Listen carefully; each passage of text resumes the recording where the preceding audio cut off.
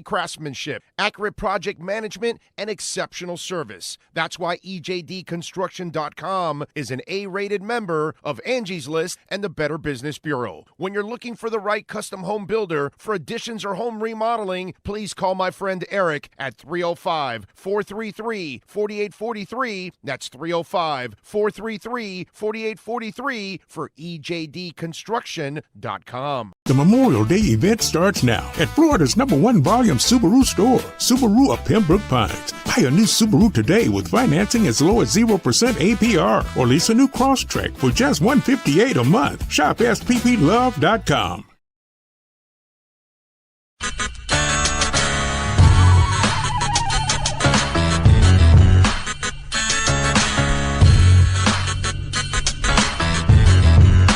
This is the Big O Show.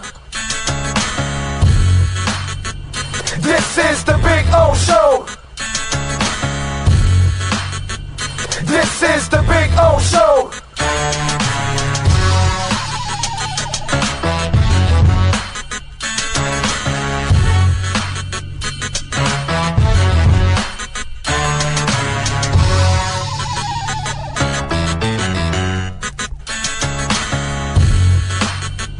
This is the Big O Show. This is the Big O Show.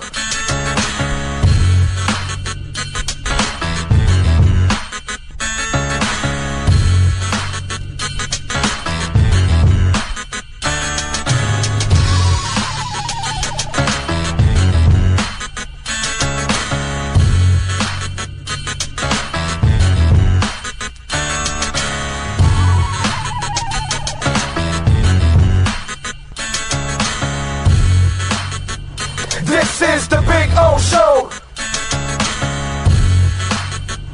This is the Big O Show. This is the Big O Show. This is... When presenting an award to an employee, athlete, executive, or fantasy GM, make sure you call Orvieto's Awards and More. For 35 years, these custom award specialists have been providing plaques, trophies, custom framing, while providing state-of-the-art laser and computerized engraving, UV printing, and glass crystal etching. They do all their engraving and printing in-house for quality control. Call Charles at 305-949-8098 or visit them at orvietosawards.com. Orvieto's Awards and More, where recognition is rewarding.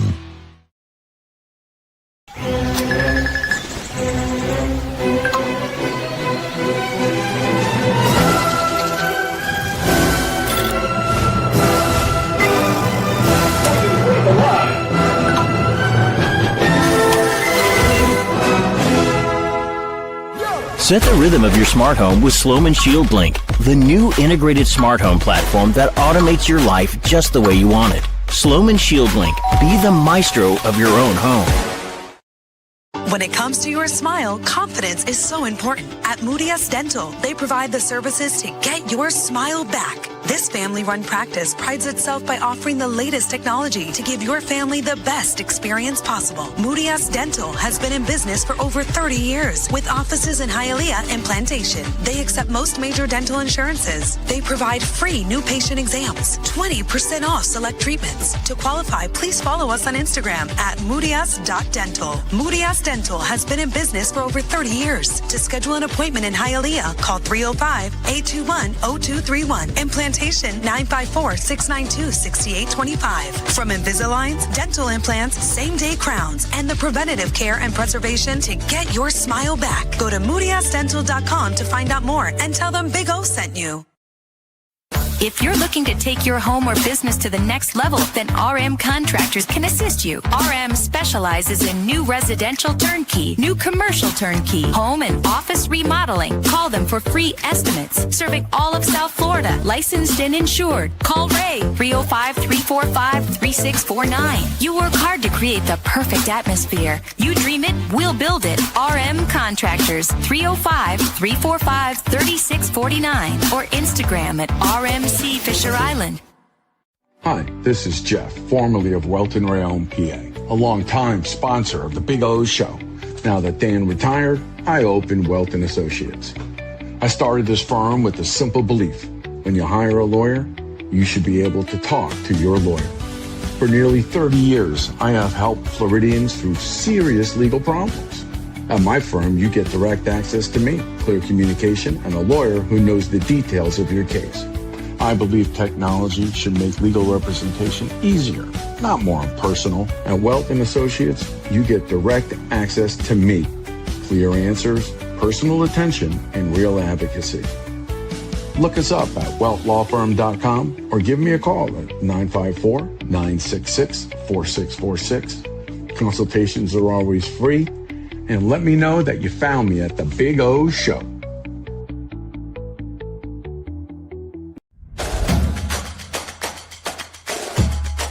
Welcome to Caneswear. New store, new items, same great experience. Family owned and operated since 2010, Caneswear has the latest merchandise from the Miami Hurricanes, Miami Dolphins, Florida Panthers, Inter Miami CF, and more. Come visit us at our store in Davie on University Drive, just south of 595, or online at caneswear.com. Caneswear, the spot Miami fans shop. There's just one place to enjoy your Acura Summer of Performance event, Acura of Pembroke Pines. So hit the road in the new ADX, $289 a month. Acura of Pembroke Pines, the #1 volume Acura dealer. The viewpoint statements or beliefs expressed on the following program by the host, guests, or callers are not necessarily the opinions of FantasyXS.com, Media Group Inc. ownership, management, sponsors, or website.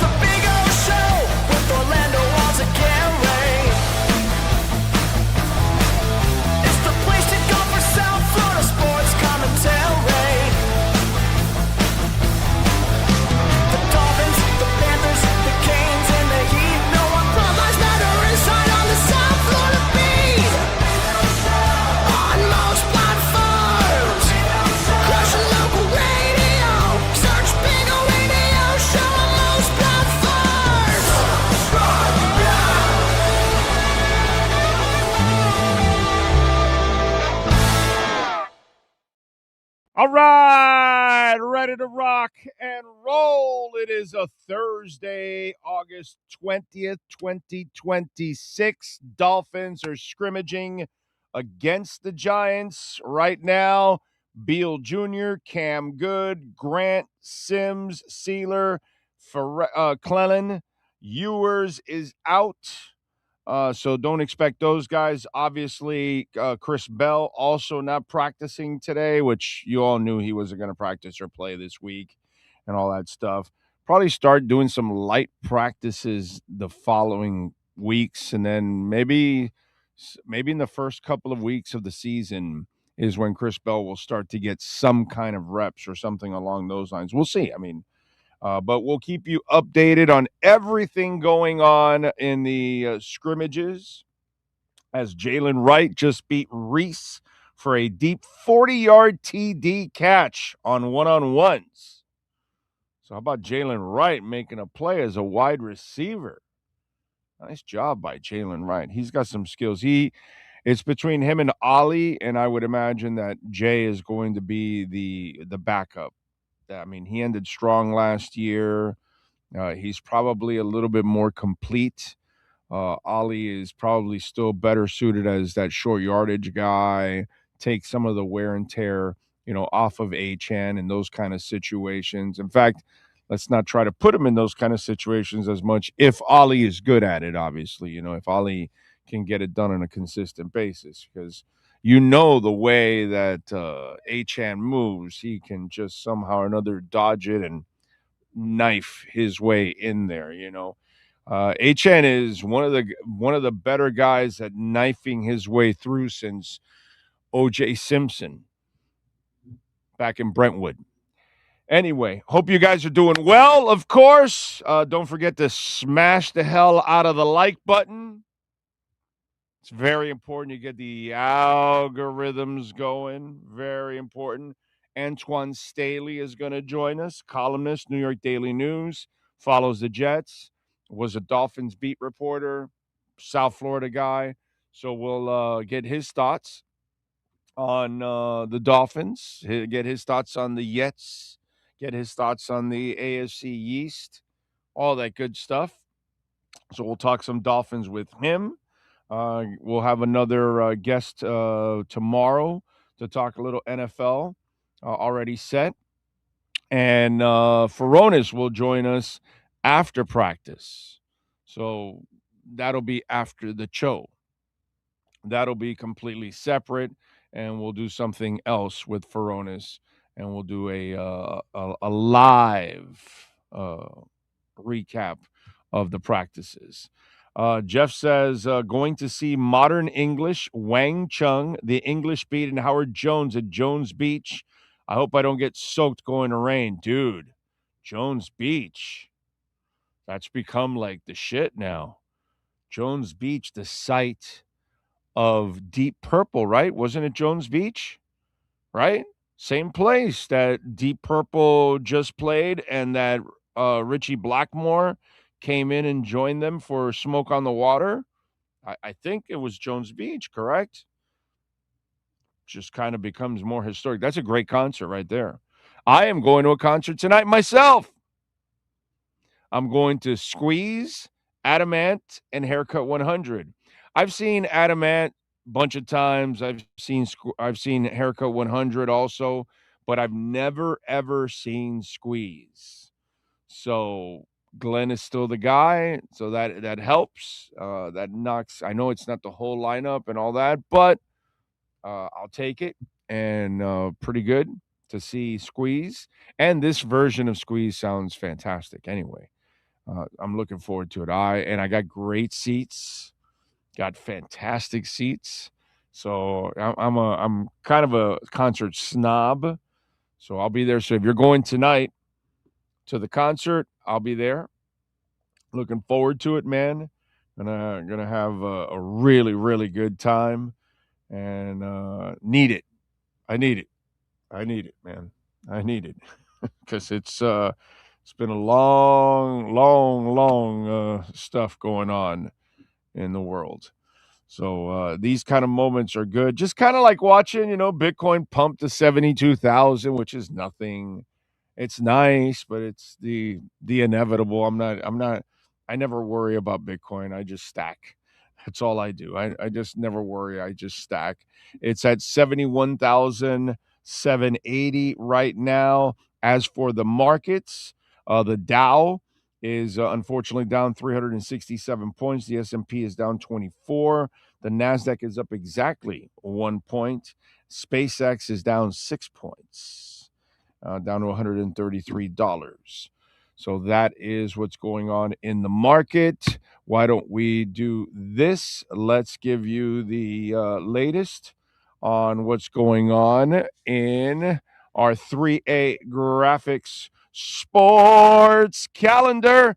The scrimmage has started between the Dolphins and the Giants, and Beal Jr., Cam Good, Grant, Sims, Sealer, Clennon Farrell, Ewers, Chris Bell, all the usual suspects that have missed are out. Juju Brents will not take part in 11 on 11s today, nor Jordan Brooks. Also, you will not see him in practice. Ronnie Harrison Jr. is returning to practice today against the Giants. We'll keep you updated on anything going on, good or bad. We'll tell you the latest. Yesterday on the pitch, Inter Miami played to a 2-2 draw against Philadelphia. They probably should have lost like 6-2. They got lucky yesterday. Messi did score in the 26th. Pinter scored in the 21st. Red card for Yannick. I'm not so bright. Saturday, they will take on Toronto at New Stadium, and they'll be missing Yannick. I'm not so bright. He's done this a couple of times, proving that he's not so bright. But it is what it is. What can I tell you? A 5-team trade going on in the NBA last night. Cleveland ends up sending Peyton Watson, and the Clippers get former Heater Max Strus. And by the way, Watson signs a 4-year, $88 million deal. I am not going to go through the entire trade. Just want to give you the main points, plus Max Strus, former Heater. He's moving around like a gypsy right now. WNBA news, it's bad. Azzy Fudd, the Wings guard, suffers a right knee injury. She is out for the year. She tore that knee, that ACL, in 2019 and in 2023. She's been through it several times. It's just one of those things that the ladies have a deal with the ACL, and it happens a ton in basketball and in soccer, but it's just one of those things. Heather Dinich, by the way, of ESPN, made her college football prediction this year, and the Miami Hurricanes are not on it. She picked Texas over Notre Dame. Miami, you know what to do when you visit Notre Dame. If you're looking for custom printing and embroidery, please reach out to my guy, Alan Blanco, and he will get it done. 786-618-1443. Hats, shirts, uniforms, whatever it is you need. It doesn't matter. He gets it done. He's done it for a lot of our listeners over the last 7 years. 786-618-1443. Okay. All right. What else do we have here? Let's see. Alan Poupart says Dolphins O-lineman versus Giants pass rushers, and it was a great work for Caden Proctor, but Austin Jackson and Jonas Savania each were beaten clean on a rep. All right. There you go. Travis Wingfield says, I saw one rep of Dolphin DBs on Giants wide receivers. It looked like Chris Johnson was in great position. I think mirroring, opening the hips, and staying in phase is all you can ask, but the ball is a perfect for a long TD. Case of good throw beats good coverage. So there you go. Abdul Carter just swung his right hand open to the face of Patrick Paul after their one-on-one battle. Little tempers are flaring up at practice. All right. I like it. As Abdul Carter. One says it's an open hand. The other one says through a punch. So I don't know what to tell you. Zeke Biggers and Josh Uche were the only D linemen who win their initial one-on-one reps.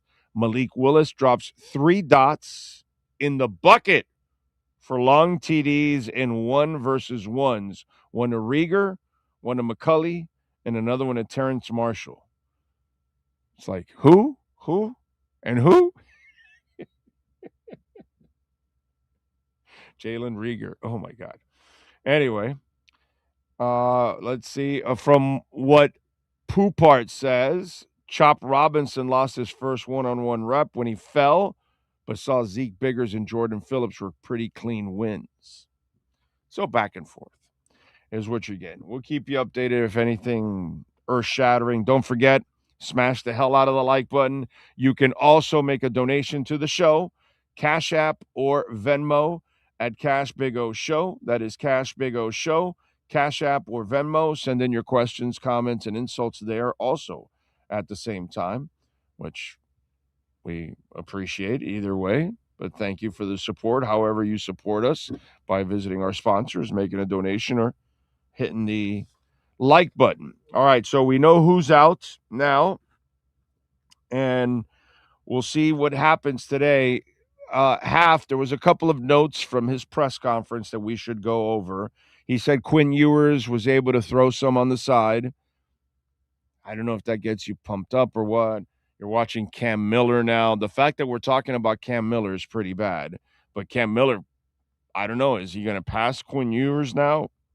Who knows what the hell is going to go on with the number 2. I'm sure they're going to be looking for somebody that's released around the NFL. He also said that everybody should be prepared to play against the Giants on Saturday. But see, that's counter to what he, well, not really completely counter, but to a certain extent. Because if guys get a lot of reps today, well, then they don't have to be prepared to play on Saturday because they won't. So that's the only thing that I would like. Well, wait a minute. You said that if a guy gets 40 reps here against the Giants, it'd be unfair to play him again on Saturday. So I don't know. It all depends. And not everyone, I guess. If there's somebody that gets a really good workout in there and they feel that they got enough reps, they're not going to get reps, on Saturday. And I think this is kind of the game that might be the closest to getting a feel, because then what they want to do next week is kind of work on themselves, for the following couple of weeks. That's why they're not having another scrimmage with another team, and they'll just play the Falcons. But we'll see what happens today, who gets reps and who loses out. I just want hopefully for them to, hold their own, which would be nice against the Giants, but get out of there healthy as possible, because they've already had several injuries. This is a team that cannot afford many injuries. That's unfortunately the position that our Dolphins are in this year, because they're using only 38% of the cap, because they're counting on a whole bunch of young guys and undrafted guys and that kind of stuff. They don't have a lot of experience. They don't have a lot of anchors. And the few that they have, if they lose those guys, it just becomes that much tougher to even evaluate your team at times, because the most important thing, I would say one of the most important things is to evaluate Malik Willis by the end of the year. You need to make some kind of a decision. Even though they're sold on him, they think he's a legit franchise starter. Maybe he is. Maybe he isn't. I have no idea. But by the end of the year, they really need to be convinced, because if they're in a position to possibly draft a quarterback that they like, they're going to have to make that tough decision. And they're going to still be able to keep Malik around for one more year as a bridge guy. That's why the 3-year deal is not a bad deal, because you'll keep him around. If he's good, then you'll just keep him throughout his contract and extend it after the second year. Or if he's just a guy or whatever, you already see what you have in backups, right? Well, you can make Malik your backup next year for 1 year. And then if he's not happy with it, then you can let him go after that. But really, his salary is almost not completely out of control with a really, really good backup. Because a really good backup now is like $9, $10, $12 million. So if he's getting an average around what I think is 15, it's not the end of the world even to keep him for the third season if you do find your young guy. You know what I'm saying? While you draft and try to find another backup quarterback for your starter. That's why next year you've got to have, no matter what they feel about Malik right now, they have to start fresh this season. And by the end of the year, they have to be completely convinced. Because if you're in a position to get a quarterback and you choose not to, and that decision with Malik blows up in your face, it just becomes a bigger mistake for us than them. They've only been around, and then, oh, man, we missed out. But in our world, oh, my God, we've missed out since Marino. It's one of those things. We suffer a lot more than Parcells missing out, than Saban missing out, than Wanstead missing out, than whoever takes over. Cam Cameron, you name it, Gase, whatever. When they miss out, it's just during their era, their moment. So it hurts, but it's not the biggest of. But for us, when you miss on another quarterback, brother, it's just like it's bad. It's bad. So that's why you've got to know by the end of this year, were we right on Malik, or are we questioning ourselves, or are we completely wrong? And if it's the last two, you need to go take a quarterback. If you're questioning yourself or you think you're wrong, that answers it right there. Now, if you end the end of the year, Malik kicks ass, and even though they don't win a lot of games, but he looks the part, then you're off and running. And then we're talking about something else in the top 5 instead, not a quarterback. Would be nice, but we'll see.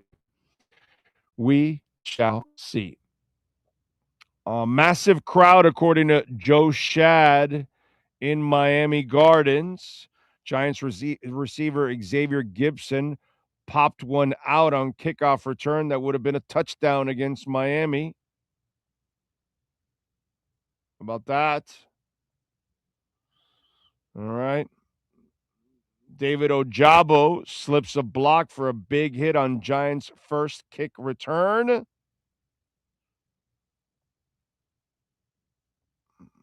right, we'll keep you updated if anything. Chop Robinson won 1 of 2 reps against Elania Manure. That's the guy that was here for a little bit, right? Or what? He was he here for a little bit, or was he a guy that was considered to be here for a little? No, I think he was here, right, for a little bit, for a cup of coffee. Not a good lineman. Should have won both. Okay. I like that Patrick Paul made somebody throw a fist at him. That means he did his job. That means he shut him down, he frustrated him, he pissed him off. I like that. I like linemen pissing people off. It's good. I like linemen to be nasty mother effers all the time. Right up until the whistle. Used to like through the whistle, but you can't do that anymore, unfortunately. Dolphin Dave is in the house. A little roll call. Good thing we have sports to talk about because government is, yeah. Well, what are you going to do, bro? We keep voting both sides. Terrible people. It is what it is. Gus 1388. Big Johnson is in the house. Alexis Palenzuela. Jeff in Long Island. Daddy Dean. True Finn fan.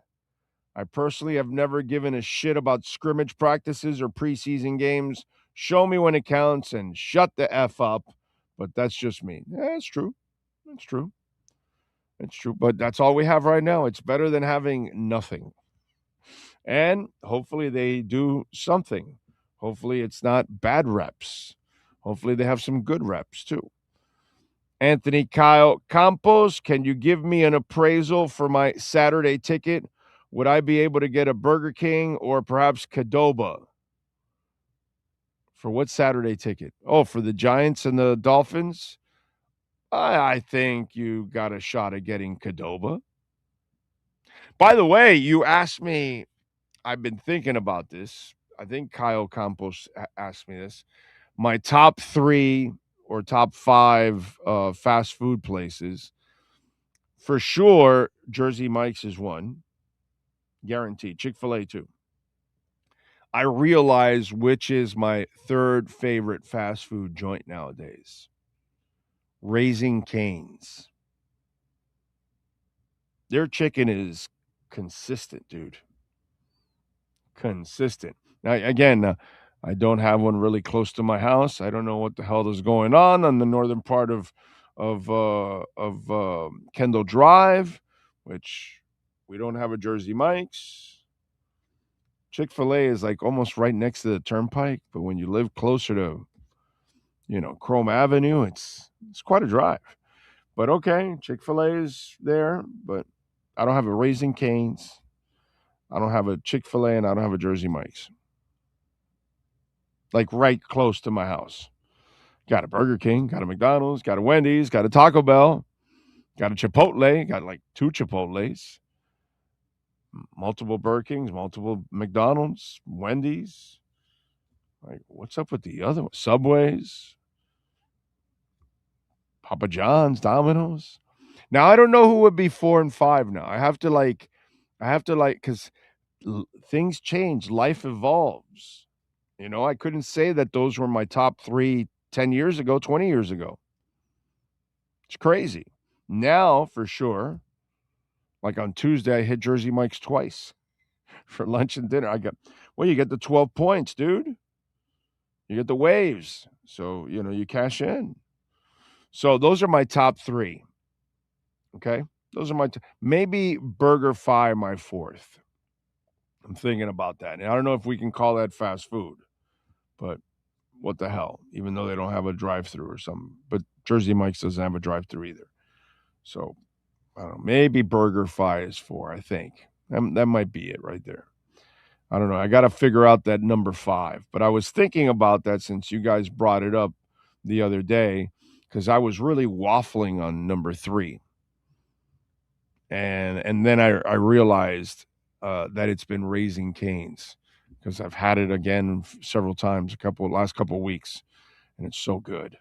So good. They do a really nice job at Raising Cane's. Let's see. Jaybird in between Big O and Jeff from Long Island. You're seeing some of the best of the 80s. Oh, yes, we are. Yes, we are. Yes. Although the squeeze goes into the 70s, right? Miami Lakes D, I see. Jeffrard is in. Ty in the Bronx. Idleman in Castle Rock, Washington. John Padilla. Dolphin Dave, you take the quarterback if you have the number 1 pick, because you can trade one of those quarterbacks for more picks. That is true. That is also true. You just don't want to be in a position where they know you have to trade him. That's only the difficult part of it. Or you're deciding between the two or something. Kind of puts you sometimes in a tough position. I just would rather have conviction, and if you draft him, you're drafting him because you're trading him already. You know what I'm saying? Not drafting him because you're not sure if you have the guy or if he's the guy, and then you're going into this whole debate, and then they got to play it out, and then you're risking stuff and all that. I just would like to have some closure at the quarterback position one day. I just would like that. That would be nice. Jeff says I draft a QB if we pick at the top 3. I understand that. That makes sense. Chad is in the house. Mike Lehman. Huey Magoo's over Raising Cane's. What the hell is Huey Magoo's? I don't have that shit here in South Florida. I've never heard of Huey Magoo's. You playing a joke on me or something? It's not a legitimate place. Come on. What's wrong with you? Huey Magoo's. Dave's Hot Chicken or Wingstop? I've never been to Dave's Hot Chicken, so I have no freaking idea. I've been to Wingstop. I like Wingstop, actually. Mike says, got to stop eating like that, though. Well, I know, but what's so bad is so good. That's kind of what it is. You know what I'm saying?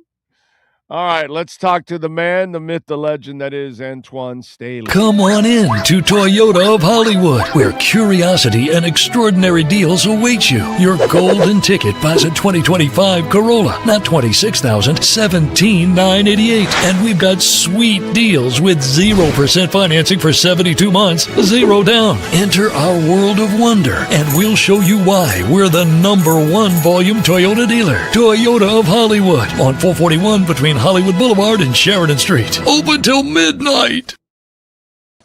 Here he is, New York Daily columnist and, of course, Jets beat writer Antwan Staley. You can follow him on Twitter at Antwan Staley. Good morning to you, my friend. How are you doing? I'm good. How you been? Good, man. Can't complain, although it was the off-season of hell, Antwan. The Panthers they were smoked with all the injuries, and then the Heat were another playing deadbeat, and so there was nothing in the offseason. And people, no matter how good Inter Miami might be, they just don't really get on the bandwagon as it is, and the Marlins carry no weight as it is. So it's been a rough offseason, dude. We've been waiting for football here, and you've lived here, and you know how it is in this town. This is the sport that drives the town. Oh, yeah, Canes and Dolphins, especially with the Canes going on right now and making it to the national championship, too. Like, it's a lot of excitement down there. And I think they got enough talent where they can win it all this year, truthfully. Me too. I like Miami's chances this year. It's just Mario, in order to get there, Mario's got to end those regular season brain farts. Oh, And yeah. those are the things that have haunted him every single year that he's been here. And last year it was twice. Even when he go back to Oregon too, like I covered him at Oregon, it was the same thing there. Like, yeah, they would win 10 games, but it'd be like a game or two where they would just get snake bitten and lose to a team they weren't supposed to lose to. So it's the same thing that happened in Miami as well. Right, exactly, and that's where what I've always said about Mario, he's perfect in everything except game day. Game Yes. day, there's just something that goes wrong, and he ends up, losing a game that he's not. Even the national championship game, they were the Correct. better team. They were the more talented and the better team, but Indiana was the most disciplined and the better coach team, and that's why they ended up winning, because they made one mistake that almost cost them, by the way. But outside of that, it was Miami that made all the mistakes in that game. Yeah, and they also had the better quarterback too. When you had a better quarterback, better, well-coached team, then yeah, you're gonna win. You're gonna win it. Yeah. So, do the Jets have before we get into the Dolphins? Do the Jets have a well-coached team?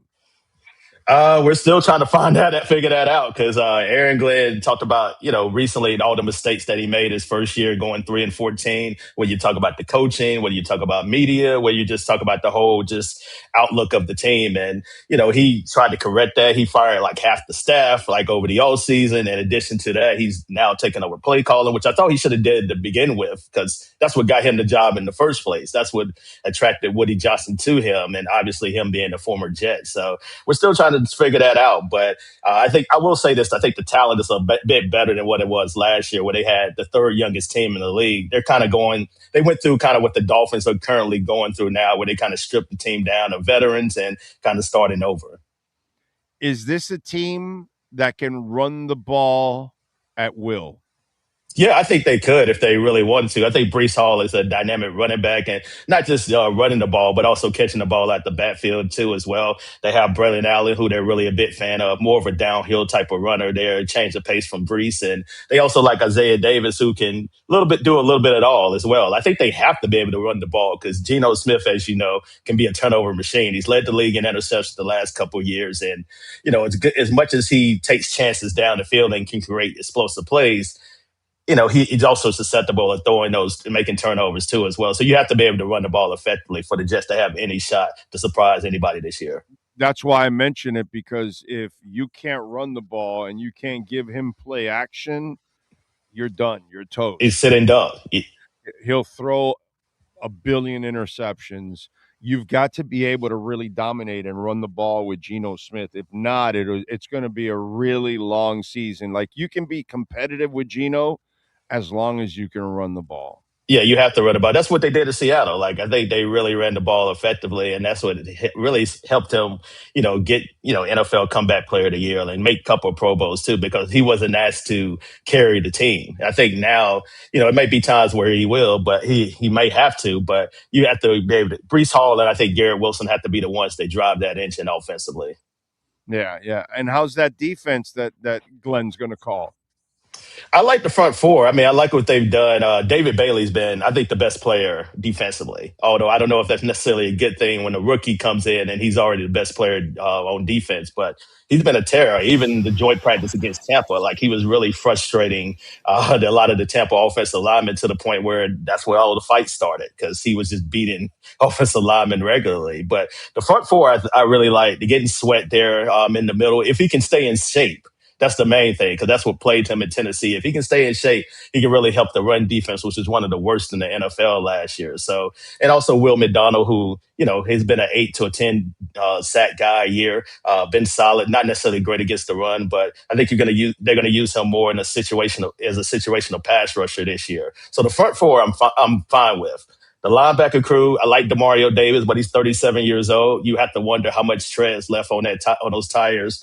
Jamin Sherwood had a bad year last year, especially after signing that 3-year deal for $45 million. And the secondary is really questionable outside of Minkah Fitzpatrick, who about, who seems like he's not necessarily the same player that he once was. So they're trying to create turnovers, something they weren't able to do last year. They only had 4 all year, had 0 interceptions. So it's a big question with the back half of the defense. But the front half, I do think they're improved. Minka had a small taste of being part of a really good organization with Pittsburgh, but then he's been a part of two bad organizations and constant rebuilds with the With the Dolphins Dolphins twice. and the Jets. So Yeah.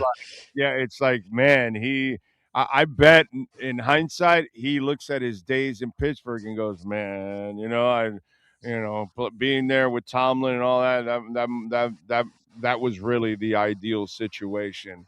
Yeah. So, all right, now let's move over to the Dolphins. When you see the organizational enema that went on with Miami, what are your thoughts? About damn time. About time. About time. Like, I think you've been talking about it for years. I think I've been talking. I think they usually do one thing or the other. Like they change the GM and keep the coach, or they do one thing. I call it human Jenga is what. Yeah, they have to ask it. Like now, like I think what they've done, like they completely cleaned it up, got a new GM, got a new coach, and I like just what I've heard. Like Halfley, I think is really trying to provide physicalness within an organization that's really been docile. Whether you talk about even you go back to when I was covering the team with Joe Philbin and Adam Gase too as well, and obviously with Mike McDaniel. So yeah, like now you just kind of get a physical brand of football, and it starts up front. And I like with the Caden Proctor pick. I know a lot of people wanted Ruben Bain, but it really starts up front, especially when you commit to a quarterback in Malik Willis the way that you do. You better be able to find ways to protect them, and getting a guy like Proctor who can start at guard, but you can eventually move him to right tackle, which is I think what they're going to do. I think that's a good start. Yeah.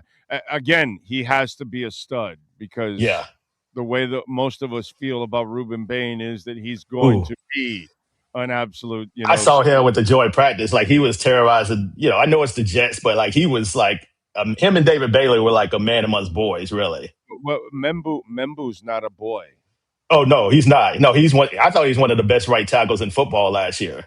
And he was driving Membu crazy. Okay. Yes, he was. Membu and Olo Fashanu too, as well on the other side because they were moving Bain around. Whatever the fuck you want about the Jets, and they're a joke, or they're like the Dolphins, but there are still individuals on all those teams that are badasses. And I'll take Membu on my team any day of the week and twice on Sundays, bro. Oh, yeah, he's a nasty tackle, too. And that's what you want. You want those nasty guys on the offensive line. Like, yeah, you want somebody that's going to drive you in the dirt. And that's what Membu and Fashanu are being able to do.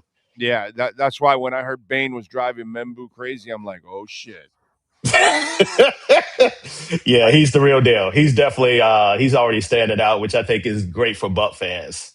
Yeah, yesterday we had Luke Easterling from Athlon on, and he's a big Bucks guy, and so he also goes to practices, and he was like, Bain was like for an hour after practice just working on the tackling dummy.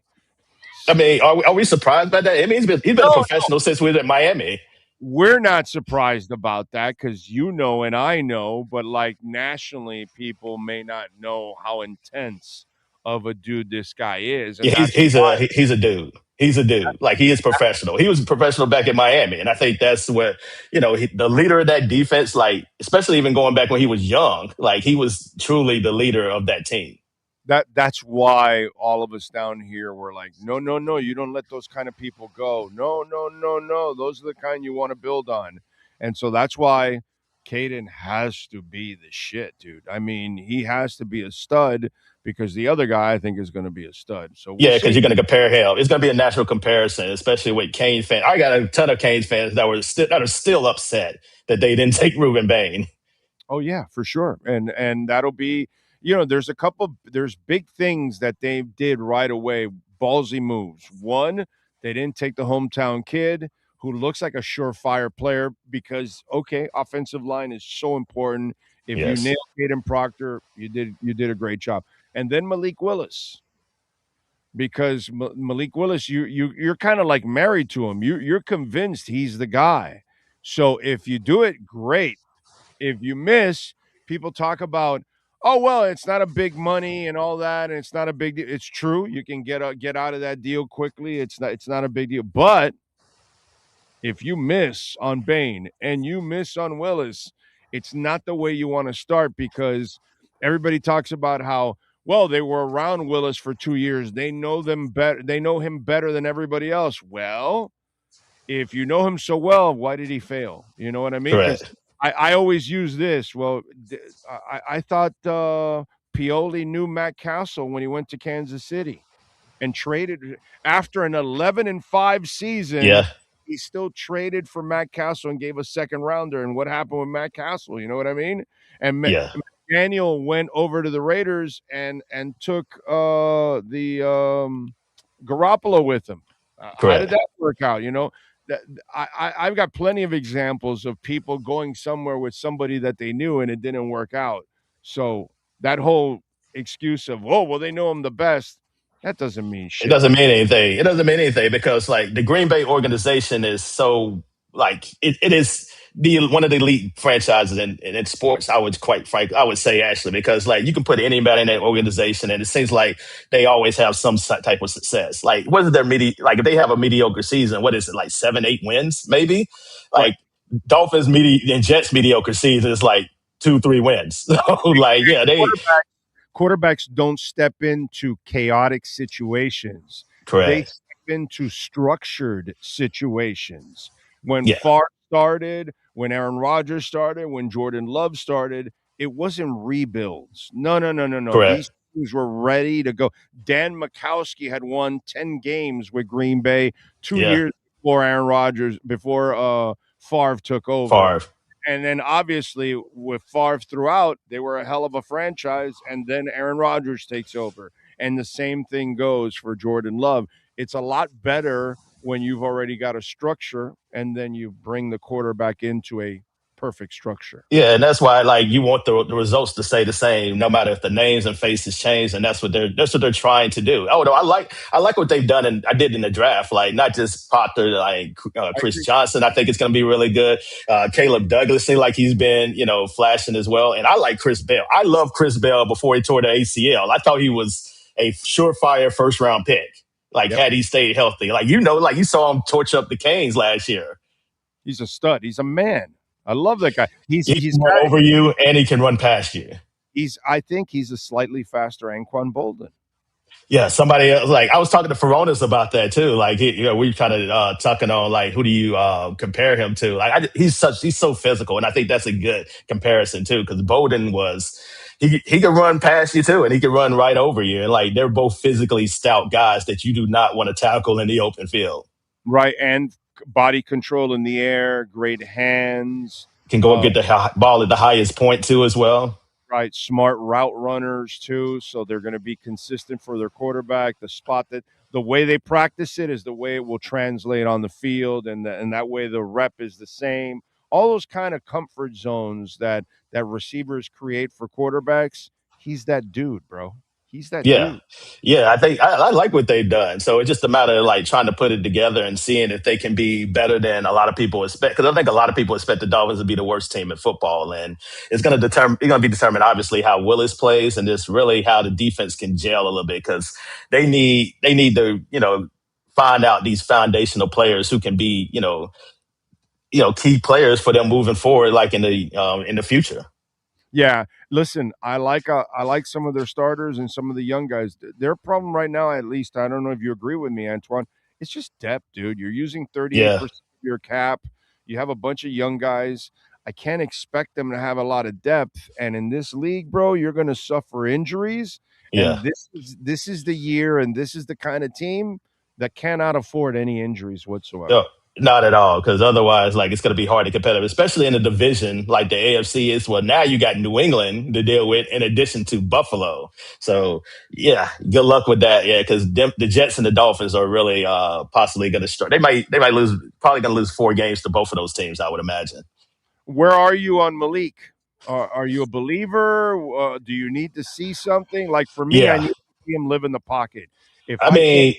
If I can't see him live consistently in the pocket and he has to rely on athleticism all the time, you don't have the guy.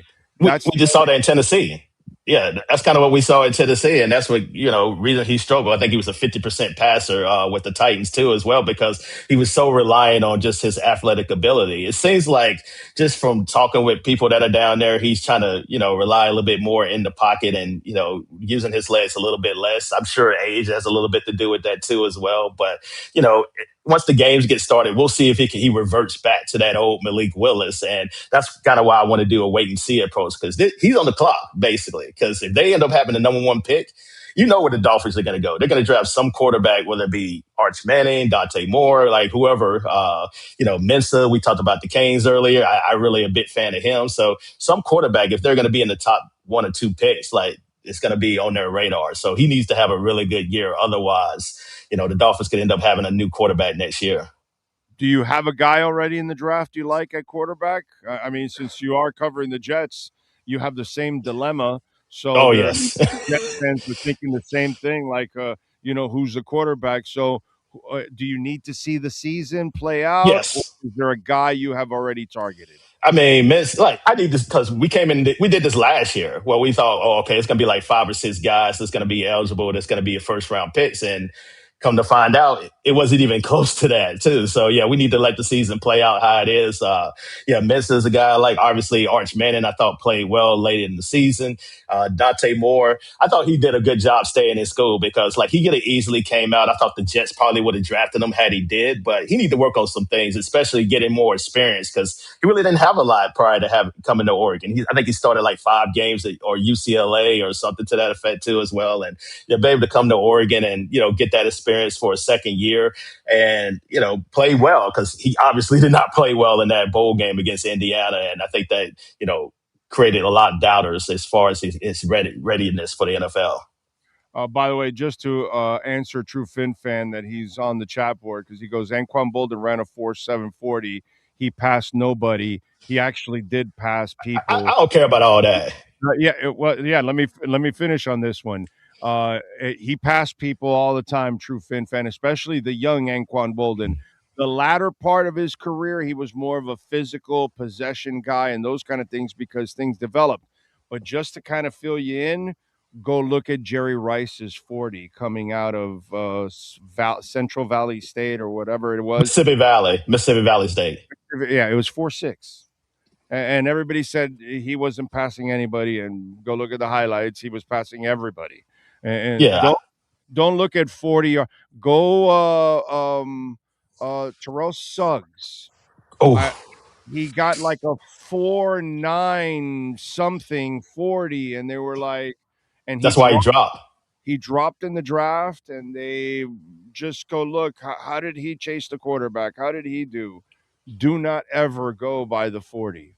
Go for production. Suggs was one of the most productive pass rushers I've ever seen in college.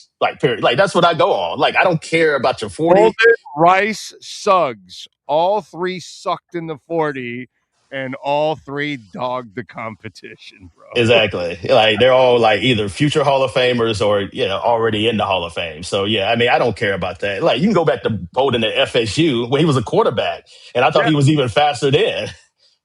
I mean, it's just that you can't go by what you saw. And I saw Antwan Bolden run past people at Florida State and at Baltimore. I mean, that's just kind of the way it goes. That's who he was. Arizona had him and Larry Fitzgerald at the same time. That is crazy.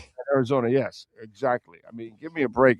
The young Antwan Bolden could move, dude. He was a big load and can move at the same time, man. So absolutely. Yeah.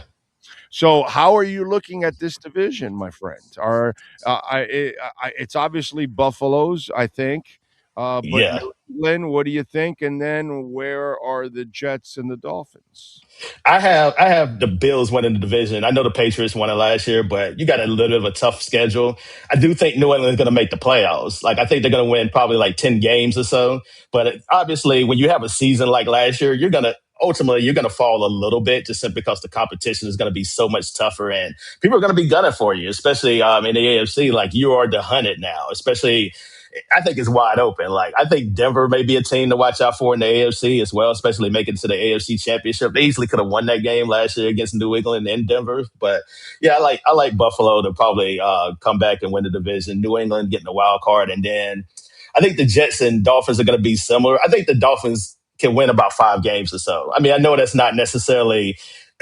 Yeah, I do. I think them and the Jets are going to be kind of right there. I think the Jets probably win 6 games. I think the Dolphins finish 5. I don't think the Dolphins are going to be the worst team in football. You and Luke Easterling. Luke also loved exactly what they've done, and he also thinks they're going to win something 4, 5, or 6. He went in that. He didn't give me like a number exactly, but when I threw it out, like, okay, so you think they're going to do better? You think they're in the 4, 5, 6 range? He goes, yeah, I think they're in that range. Yeah, I think the Browns. Yeah, I was going to say I think the Browns are probably in a worse situation than the Dolphins currently. So if I'm picking the worst team, that might be, or Arizona too as well. I would throw them in there as well. Wow, can you imagine being an Arizona fan that jabroni brisket is holding out for money and you've got to pay a jabroni extra money for your team? That is, wow. I don't know where that gives you any kind of hope, bro. They do have a Ferrari in the garage, and Jeremiah Love, who I really like too. I think he's going to be tremendous. So, but yeah, you got to find a long-term quarterback around him. Poor kid got a high ankle sprain. If you don't have a quarterback, they're just going to key on his ass. Exactly. And he's going to take a pound. You know it. He's going to take a pound. Yeah. If your quarterback is not respected, then they'll just stack the box, dude. And look what happened with the Raiders last year with Genty. It was the same thing, especially when they had a terrible offensive line. I mean, he was getting tackled in the backfield. So yeah, you got to have a quarterback that can get the ball down the field. And you could tell that Tom Brady's there because they went out and overpaid for that center. He's a badass. Don't get me wrong. But they go, oh, no, we're going to have a rookie quarterback. We better go get a guy that nobody there will be no pocket collapsing here going on for Mendoza. When you're a bad team, that's what you got to do. Like, you got to overpay for good players, and that's just the nature of the business. No, it was a smart move. You got to have a great center, man. And you see it with Miami, Aaron Brewer just does a fantastic job at center. It is so important. We've seen it over the history with Stevenson and Langer, and I'm old, so I've seen the real good centers that we've had overall, and it's just a pleasure that when you have a great center, man, it just everything else can really fall into place from there on out. If you have a bad center and that pocket's caving, there's nothing you can do about it, dude. Yeah, there's like a second quarterback on the field. That's the way I put it, because they diagnose like plays and blitzes and all that stuff. And especially when you got a young guy that may not necessarily know, the nuances and intricacy of the NFL game. Like, you need a guy that's experienced that can know where protections and, all this stuff is coming from.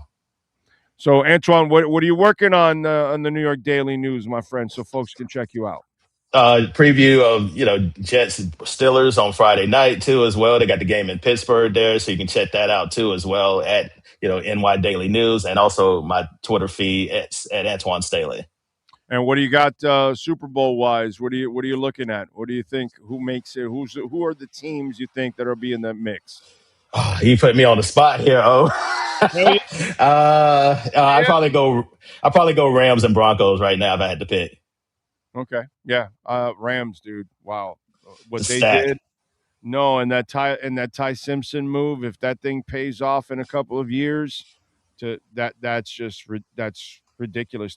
They're doing what Green Bay has done. Correct. Let the young guy groom him while we have still our other guy in place. Yeah, I thought it was smart putting him on the Jordan Love / Aaron Rodgers plan. So, yeah, now he can sit because he's not ready. Let him sit, watch the MVP for a couple of years, and then throw him out there because I think he'll be ready at that point. And you'll have a good team surrounding him. Yeah, hopefully he doesn't like dark rooms. That's the only thing. Hopefully he's not too much of a weirdo as it is.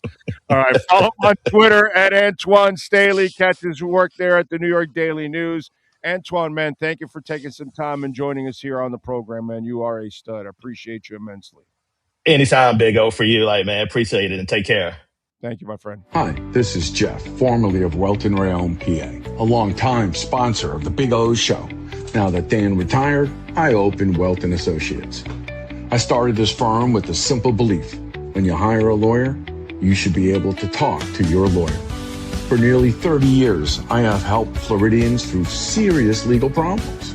At my firm, you get direct access to me, clear communication, and a lawyer who knows the details of your case. I believe technology should make legal representation easier, not more impersonal. At Wealth & Associates, you get direct access to me, clear answers, personal attention, and real advocacy.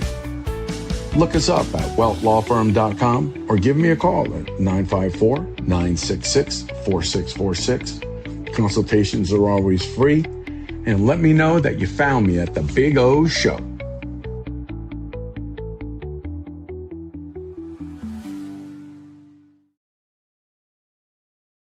Appreciate you all out there. Don't forget, visit our friends at Caneswear. Use our code BIGO10. You will get 10% off. They've got Canes gear. They got anything and everything practically with the Canes logo on it. They got Dolphins. They got Marlins, Panthers, Inter Miami, Miami Heat with Giannis in town. All right. So check it out. Use our code BIGO10 in person or online. You'll still get 10% off. And by the way, if you order online, because maybe you live too far, you order over $99, you will get free shipping. All right. So there you go. Check it out at caneswear.com. Let's see. AJ Henning apparently got injured. He is heading to the medical facility accompanied by a trainer, and AJ Henning has actually had a pretty decent camp, man. Overall, little kid's made some plays. Achan behind the right side took a house call, so that's good to see. Hopefully nothing serious with AJ Henning. That's what I don't want to see is injuries. Injuries are the top thing that you want to eliminate. All right. What else do we have going on? Oh, Dave's Hot Chicken is legit. There are 5 in your area. 191st and South Dixie Highway may be the closest. Damn. That's not close. Shit. Wow. Okay. All right. I'll check it out one day when I'm down in Homestead. When I go down in that direction, maybe the falls. I do go to the falls every once in a while with the wife. I can check it out then. Just drive a little bit more down because that's 136. So that's, like you said, 191st, right? So yeah. So another 6 miles down. Okay. All right. Thank you for looking out, my brother. I appreciate it. I will definitely check it out. Don't know anything about it at all. OJ McDuffie too. But OJ wasn't necessarily a blazer either. You know what I'm saying? But Antwan was faster than what you think. Just like a bunch of other guys that didn't time well in the 40. Anthony, Big O, always been a fan of Tua. Gave me some fun years, road games, and times at the stadium. But I think he might get cut from the Falcons. Too much tension from him and Penix. If he plays well, Anthony, he stays. If he doesn't, he goes by the wayside.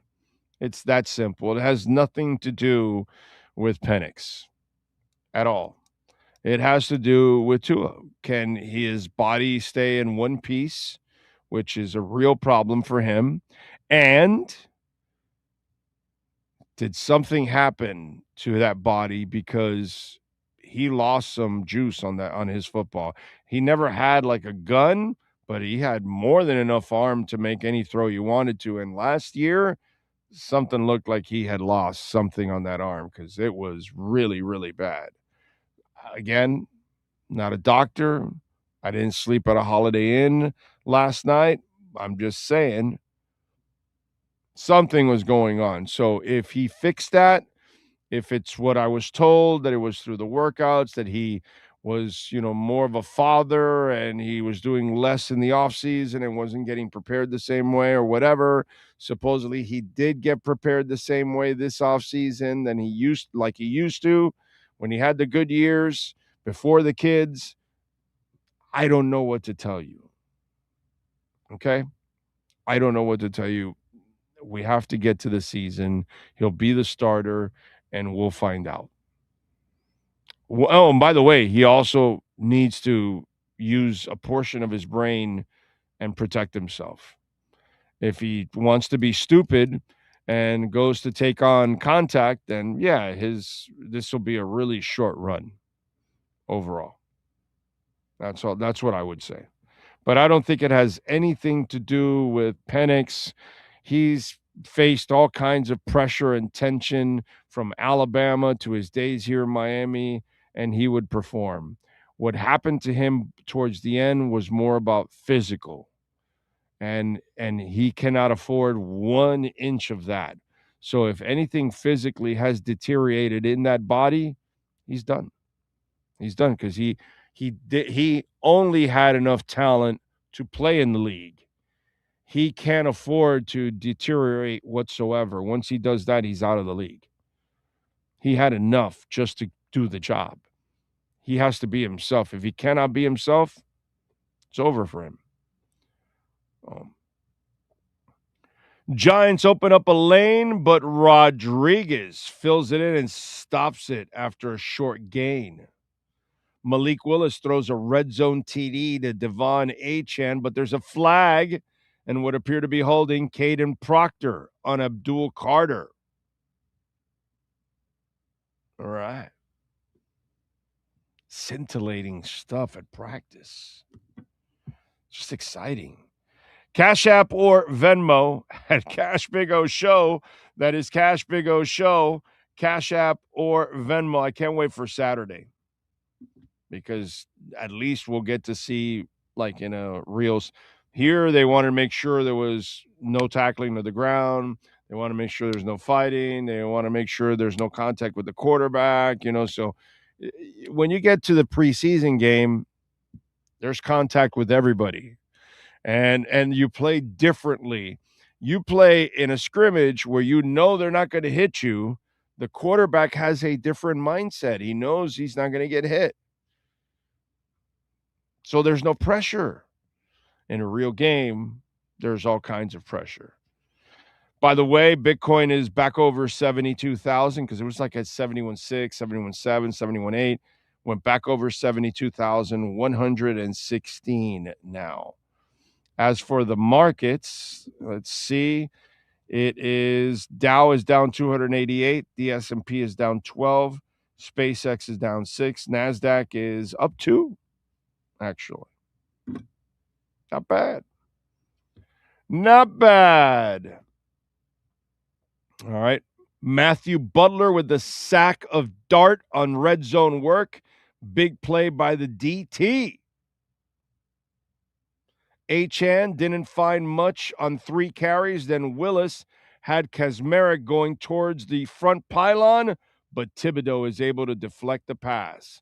Aside from the Achane TD reception, the Giants D is bringing it this period. So apparently the Dolphins are not having a lot of success against the Giants D. It's not like something that you did not expect, okay? There is a Dave's Hot Chicken on Pines and 75 next to Acura lunch after. Oh, really? Oh, you bastard. Way to go, Chad. Nice job by you. See? I go there for Acura. I go there for Subaru. Toyota's on over by 441 in Hollywood on the other side. So it's on the east side. This is on the west side of the county. So nice job by you, Chad, knowing my routines. So if there's one there, I don't have to completely go out of my way. It's when I go to Subaru or when I go to Acura, which next Friday I'll go to Acura. Chad, you got me lunch. So I will try Dave's Hot Chicken on Pines and I-75 next Friday when I go to Acura. How about that? Actually, you know what? I got to go to Subaru tomorrow. Maybe I go tomorrow. Maybe the wife's coming with me, so maybe tomorrow I treat the wife to Dave's Hot Chicken. Okay. If I don't have it tomorrow, for sure next Friday. For sure. Way to go. Nice, Chad. Thank you for looking out. I like it. True Finfin says, call me crazy. Well, you're crazy anyways. It has nothing to do with anything else you're about to say. But the Hooters boneless with the snow crabs makes my day. It's not the girls in the tight shorts and the giant breastises popping out of the shirts that makes your day. I got to tell you something, True Fin fan. I don't hear a lot of people brag about Hooters food. They go to watch games, drink, good cheap drink specials, and then of course the atmosphere. Rarely people tell me about the food. That's interesting. Okay. Maybe I got to write that down. Snow crabs at Hooters. Honey, let's go to Hooters for snow crabs. She's going to go, snow crabs? Hooters? Why do you really want to go? I would be shocked if the Dolphins win 5 games. I would be shocked if they win 4. I'm telling you, I think it's 1 or 2, and 3 is like best case scenario. If we go to 4, 5, and 6, then we're looking at half being a pretty damn good coach, bro. Pretty damn good coach. Yeah. Seriously. 4, 5, or 6 wins with this limitations would be so impressive. And that also means that Malik Willis has done some shit in some games that, like, he eked some stuff out. He did some crazy ass stuff that was like, wow, and he helped you win, because I don't think you're going to win on defense. You hope that on those wins that the defense was respectable and they got lucky with a turnover or something, but the offense is what needs to carry you in that win, because that's where you have the offensive line. That's where you invested all those receivers. You brought in a blocking tight end on top of all of that. The investment in the offense is heavy. And it's the one that has the best chance to have balance. Is that fair? And that's where I think that you need to excel. You must excel. And if that happens, then, it's pretty special. It's pretty cool to watch. Hopefully you can build on something like that. But I just kind of expect what is normal, what is a human being to go through. You have limitations. You don't have a lot of depth and a lot of experience, and you're a first-time head coach in the NFL. Yeah, I think there's going to be a lot of lumps. And a tough division. Yeah, that's why I don't think you win a lot of games. Yeah. You got me, Chad. Yes, you do, brother. Thank you. That was very nice of you. Looking out. I appreciate you. Let's see. Big O, you know what you got me on so good is BurgerFi. Thanks for that. BurgerFi is awesome. I love BurgerFi. They do an awesome job. That's probably my 4th. BurgerFi is probably number 4 in. You can't crack my top 3 right now. You're not beating Jersey Mike's. I pray at the altar of Jersey Mike's. Chick-fil-A. Well, the chicken biscuit's really what puts you in that, number 2 spot. And then Raising Cane's. Love Raising Cane's, bro. Love Raising Cane's. Wow. They do it. Those chicken fingers or whatever strips that they, oh man, those chicken chunks are it's good. Brian says you can get several types of crabs at Hooters.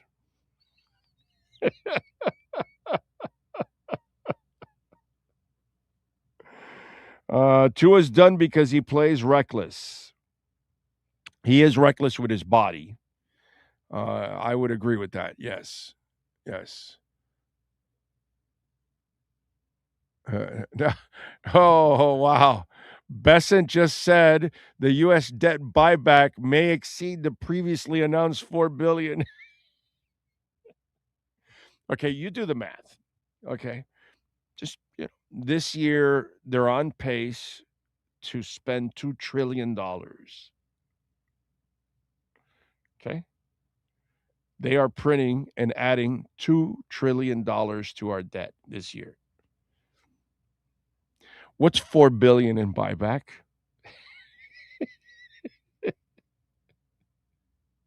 We pay $1.4 trillion in interest on our debt alone, which is more than the budget for our military. Now, once the new budget's approved, it'll go to 1.5. But right now, where it stands, we're at 1.4 trillion just in interest payments.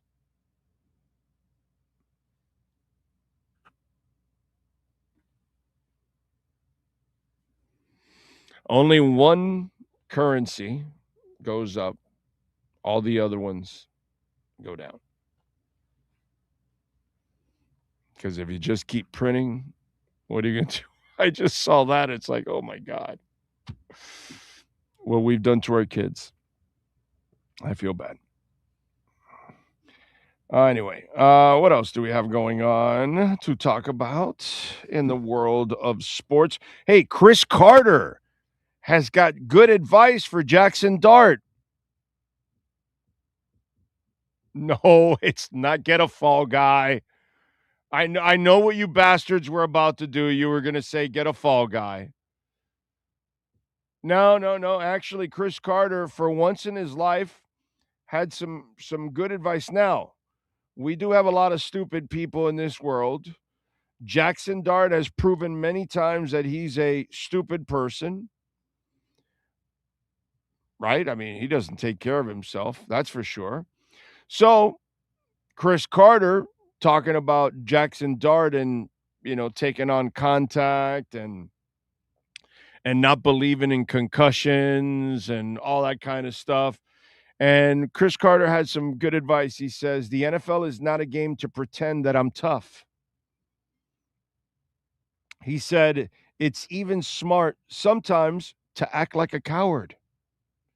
I did it all the time. I'd catch the ball in traffic, 1, 2, 3 guys. I'd get down on the ground, and you guys say all the outrageous things on their way down. Absolutely. But my job is to fight for another day. So he's down on the ground for a moment, catching his breath. Maybe he's not even concussed, right? You wussy, this, that, pop, but he doesn't care. And then you're also maybe sending a message to the referee. So for the next play to send flag or something along those lines. They've got bad intentions. The first guy is tackling you. The next guy is going to try to knock the ball. And the third guy is just hitting everything. He's hitting his teammates. He's hitting you. He's trying to rip your head off. Like, that's what's happening on a regular basis. So the sooner you accept that, the better you can be that dude still and slide. Which, speaking of Tua Tagovailoa, slide, run out of bounds. In hindsight, I have talked about this story over and over again. You and me were a bunch of morons. Yeah, we used to make fun of Ted Ginn. Oh, what a wussy. He's running out of bounds. He could have gotten another yard or two, take on the contact. Remember, we used to do that all the time, Tim? Remember? Because I know my dumb ass did it. And guess who was the smart one? Ted Ginn. We were the idiots. Because the consequences are just not worth it. That extra yard and the concussion or the injury that comes with it, it's just not worth it. If it's the Super Bowl, you have no choice. You got to go John Elway and go helicopter. It is what it is. It's the Super Bowl. But if it's game 2 or 3 or 10, it's not worth it. It's just not worth it. Slide, run out of bounds, all those things. Now, Jackson Dart's a moron, just like Scattaboo, another freaking moron. These are idiots that don't learn. These are stupid people. And we have stupid people all over the world. In fact, I'll give you a fun stat that adds to stupid people. Do you know that roughly 1.5 billion people on this earth have watched at least one Bond film? That means there's 6.5 billion idiots in this world. See, we have a lot of stupid people. 6.5 billion people. There are 8 billion people in this world. 6.5 billion have not watched a Bond film. What's wrong with those people? You see what I'm saying? So with Jackson Dart, he can't figure shit out. Run out of bounds, kid. You will not last long. This career of yours will be over shortly. I don't know. Give him the video of Jim McMahon. Show him Jim McMahon playing with the Bears and being Mr. Tough Guy, and show him Jim McMahon now that can't find his home when he leaves. Doesn't know where the car keys are at. Dealing with all kinds of dementia and all kinds of stuff. Why? Because he was Jackson Dart. Only a better quarterback, but he was Jackson Dart.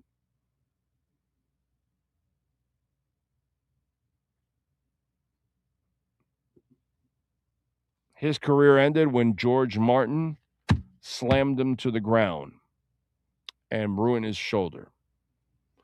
So, kids,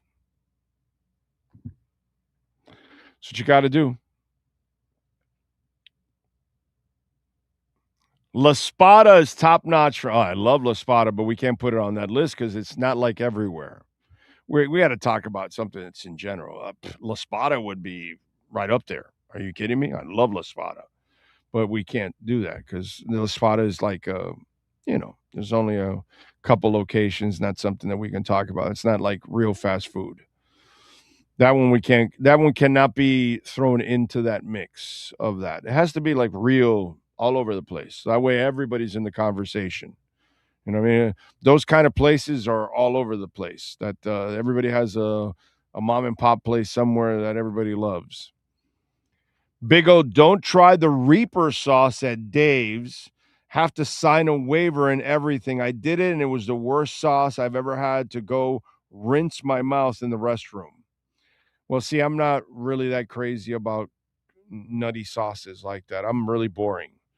I'll get some honey mustard or regular barbecue, and that's about it, bro. I will not be experimenting with any crazy stuff, or I want nothing to do with spicy. Nothing to do with it. My wife's the one that will like crunch on a jalapeno while looking at you and laughing. She's great for that hot sauce show that they interview people and they got to be eating hot sauce, and then some of them cave in, or some of them are just. My wife would just be eating the stuff and was just like, oh yeah, no, it tastes great. Me, you kidding me? I'm running all over the place. I'm trying to stand in front of a big ass fan, not a regular fan, a big ass fan, drinking a gallon of milk,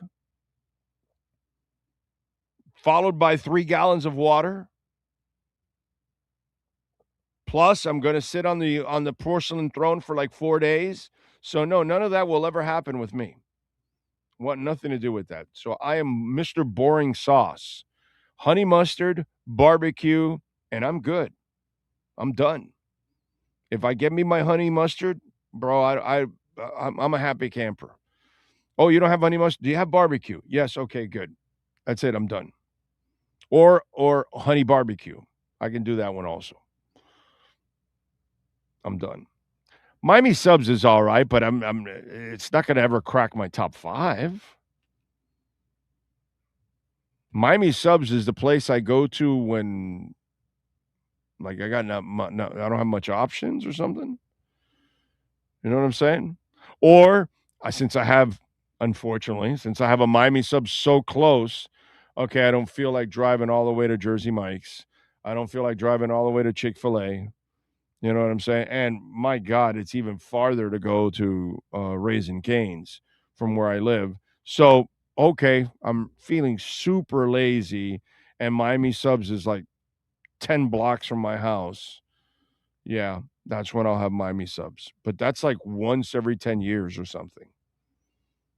And I go have that it's like a pita with chicken and stuff, I think. I think that's what I have there. Some pita wrap or something like that with chicken. Firehouse Subs is all right, but bro, Jersey Mike's kills Firehouse Subs. It's not even close. Not even close. I love the consistency of the bread at Jersey Mike's. It's just and they also Jersey Mike's has a tendency of doing the same shit that Chick-fil-A does and In-N-Out does. Their staff is always nice, bro. Always helpful, always courteous. At least that's always been my experiences with Jersey Mike's. They have that thing. It's happened to me that there are very few times, but where I've waited too long for something because they were backed up, and the dude gives me like a card for a free sub or something like that. Hey, we're sorry they had to wait or something. Like they're very customer conscientious at Jersey Mike's. And that's been all over. It's not just one location. Oh, and by the way, it's not because they know me or anything like that. So yeah, no, I'm good experiences there. People are trained well there. That's been my experience, at least. Think Blue Dodgers says Dart needs advice from Tua on why he shouldn't take hits. Tua would probably tell him that sometimes he needed that, like an idiot. Exactly.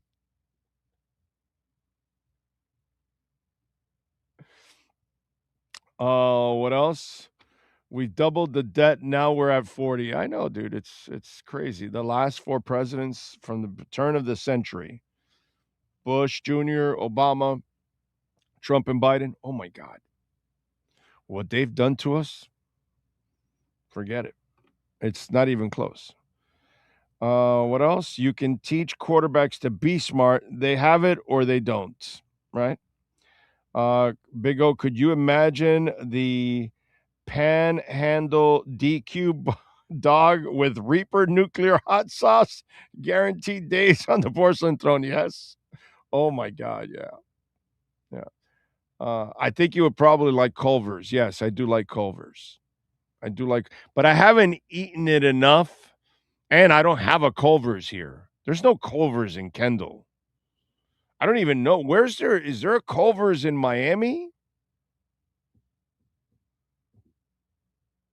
Culver's is like not really a Dade thing, right? I'm trying to see if there's a Culver's in Dade County. I don't even remember seeing one. Every time I see one of those places, it's when I travel and I go to other cities and they have it. Let's see. Culver's University Drive, 3700. So that's in Broward. It's in Commercial Boulevard, 8251, and in Copens Road. So up north, I got to go to Culver's. Woolbright Road. Okay. There you go. But I can't, you know what I'm saying, Ocala Joe? I can't put something in my top 5 when I don't really go to it a lot. I have to like experience it, like truly experience it, not just even once. You know what I'm saying? So that's the only problem, that I can't throw it personally in there because I don't have that luxury. You have it there in Jacksonville. You guys have everything. I don't know why in West Kendall we're missing some stuff. So it's unacceptable that West Kendall, as populated as West Kendall is, to be missing that. That's unacceptable. West Kendall should not be missing a Chick-fil-A, Jersey Mike's, and Raising Cane's. And if you're listening to me, all you people out there that own those, open one up in West Kendall. There's a mall on Kendall Drive and 162nd. Perfect place. Perfect spot. I'm telling you. Cash App or Venmo at Cash Big O Show. That is Cash Big O Show. Cash App or Venmo. Our friends at Acura Pembroke Pines will be there next Friday hanging out. That's funny because next Friday we'll be there with Larry hanging out. And then Friday night we'll be hanging out with Larry jamming. I love it. The Summer Performance Sales event is going on right now, the 2026 Integra. You can get it for $239 a month, 2.9% financing for 60 months. The 2026 ADX, $289 a month, 3.9% financing. And the MDX right now, $489 a month. That is ridiculous. Tell them that Big O sent you. They will take care of you. Great people there at Craig Zinn's Acura of Pembroke Pines. Culver right up to the street in PSL. So good. Oh, it's the go-to outside of Chick-fil-A in this house. Now, I've heard people all talk good about Culver's. Always. If I remember when don't Culver's have the crinkly fries? Because I think I had Culver's in Mobile, Alabama, and it was good. I had some chicken, and I think their fries were the crinkly fries, and I think they were good too. If I remember correctly, the fries left an impression on me, not just the chicken. But again, they do, right? Yeah, that's what I thought. Yeah. I just haven't. I don't eat it ever, so I can't put it in that rotation. Burgers are top notch. Also, I haven't had the burger. I only had chicken when I went. Yeah. Skylar says, "Damn, I'm the only one who thinks Culver's is trash." What can I tell you, my brother? You know, you think Obsession is a phenomenal horror movie. These things happen, bro. What can I tell you?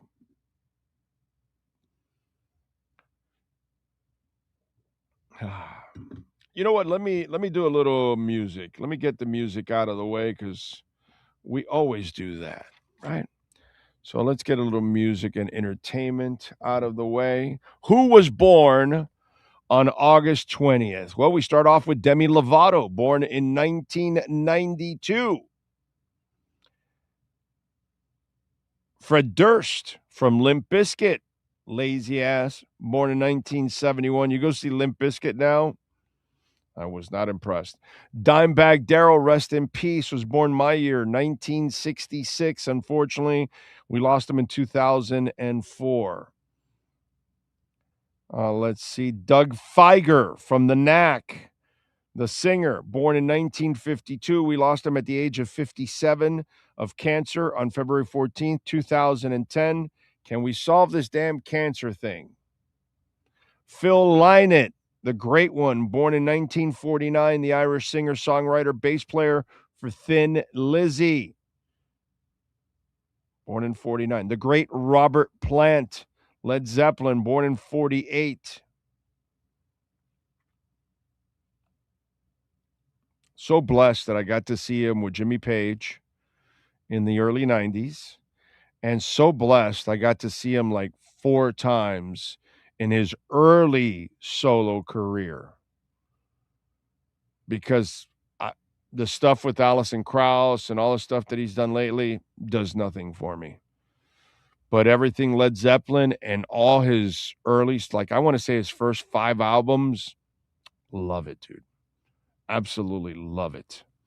Ralph Hutter, German musician and composer with Kraftwerk, born in 46. Michael B. Tretto, producer, audio engineer, musician, and known for his work with ABBA. From 72 to 82, he was the studio manager at ABBA's Polar Studios. He was the guy for them, huh? That's pretty impressive. Isaac Hayes, born in 1942. Who else is celebrating birthdays today? Paul Robbie from the Platters, born in 1931. Young people are going, what the hell is a platter? But you know what? We could talk about young people having birthdays, but we're also going to talk about older people having birthdays because everybody gets to celebrate here. All right. Benjamin Harris, the 23rd president of the United States, was born on this date in 1833. Baseball Hall of Fame member Al Lopez, born in 1908. Boxing promoter Don King, born in 31, still with us. He is 95 years old. Actor Sylvester McCoy, born in 43, he's 83. Journalist Connie Chung, born in 46, she's 80.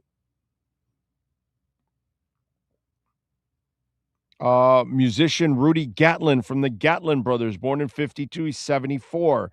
TV personality Al Roker, born in 54, 72.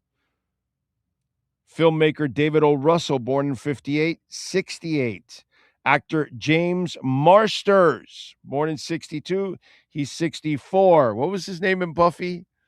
God, I'm forgetting his name now in Buffy. He was a trip in that show. Let's see who else. Actress Amy Adams, born in 74, she's 52.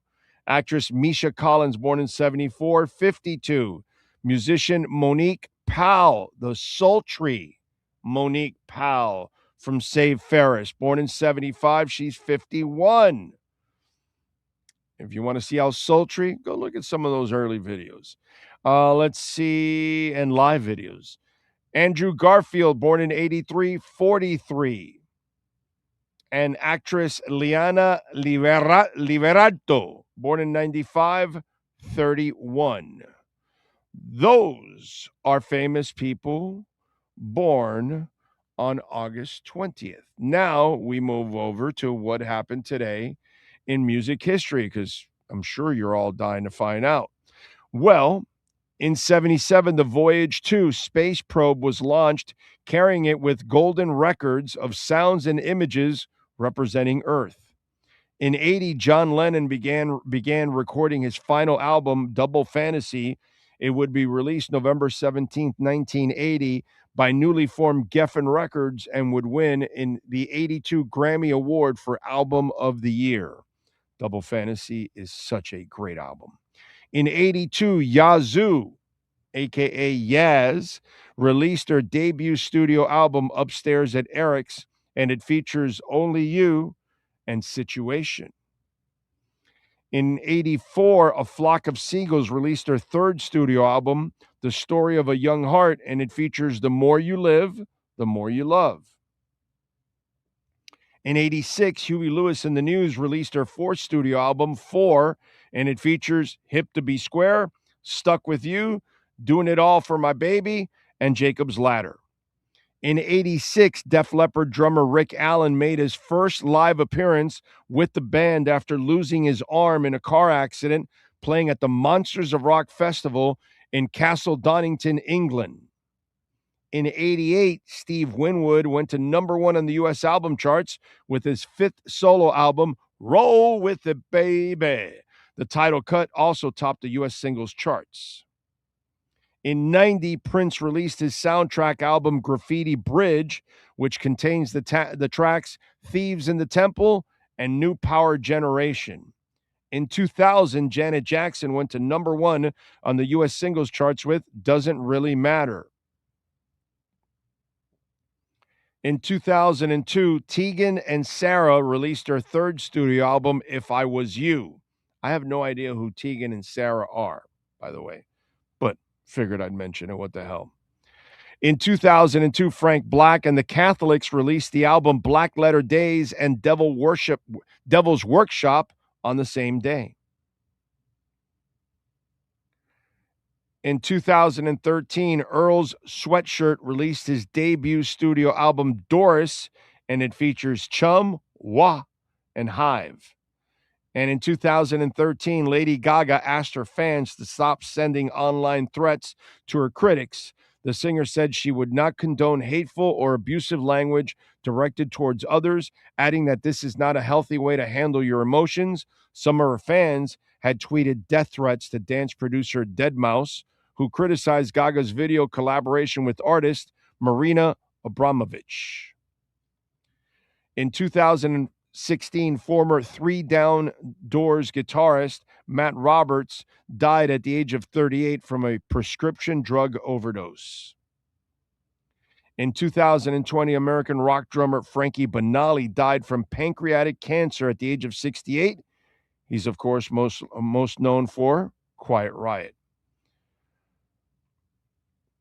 And let's see, any birthdays that weren't on the other list. Country singer Jim Reeves, born in this state in 1923.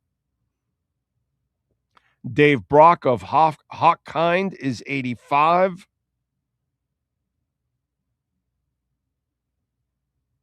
KRS-One. Damn, that wasn't on the other list. One of the best rappers. KRS-One. Bless him. He is 61 today. I love KRS-One. Queens of the Stone Age bassist Michael Schumann is 41. And Kirko Bangs is 37. Have no idea who Kirko Bangs is, but that's such a cool name. Kirko Bangs. I like it. And that's what happened today in music history. Both Voyager probes are still sending information back to Earth. Super impressive engineering. Science matters. Well, does it really matter? I don't know. Go ask Mr. Shakes in the health department. Anyway, let's see. Angel over Spike. There you go. Spike. That was his name. That's it. Thank you, Corso. Spike. Yes. That is it. Buffy was a fun show to watch. And Charisma Carpenter was a pleasure to watch in that show. Dolphin Dave says it's hard for young people just to move out of their parents' house, much less buy a house because of it's impossible. Yeah. Our kids are going to get our houses is the way it's going to go if they're lucky that their parents have a house. That's how it is. Like our house will go to our daughter for sure. That girl can't afford a house. Yeah, no doubt. Big O, please ease up on the fast food. You need to live a lot longer if you want to see the Finns win another Super Bowl. I don't think I'll be that healthy.